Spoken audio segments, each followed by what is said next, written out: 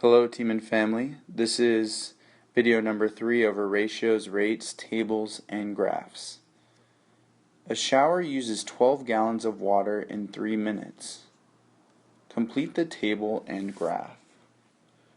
So for 3 minutes it has 12 gallons, so I can fill that first part in. If I wanted to figure out for just 1 minute how many gallons it is, I can take 12 and divide it by 3. 3 goes into 12 4 times.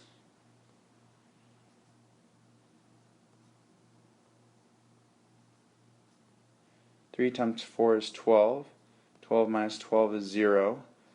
So if it was just 1 time, or 1 minute, that would be 4 gallons.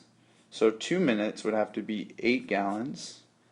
If I wanted to find 3 and 5/10 minutes, I could take 3 and 5/10 times, let me erase that, make it a little bit better, 3 and 5/10 times 4, because that's how you get from time to water used, is multiplying it by 4. 4 times 5 is 20, 3 times 4 is 12, plus 2 is 14. Move 1 decimal place over, so my answer is 14.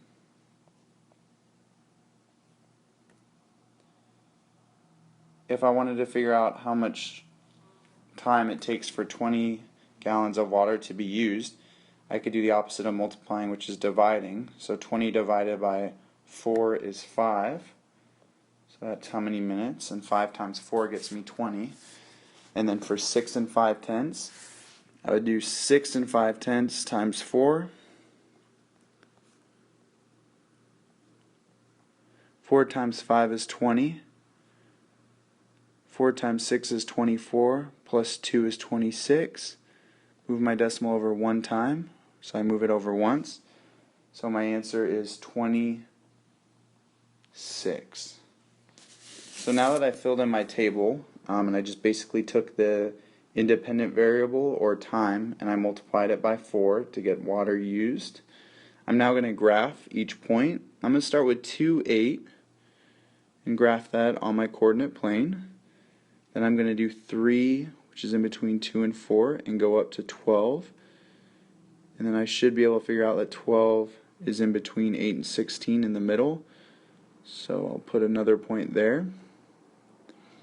Then I've got 3 and 5/10 and 14, which is like right in between.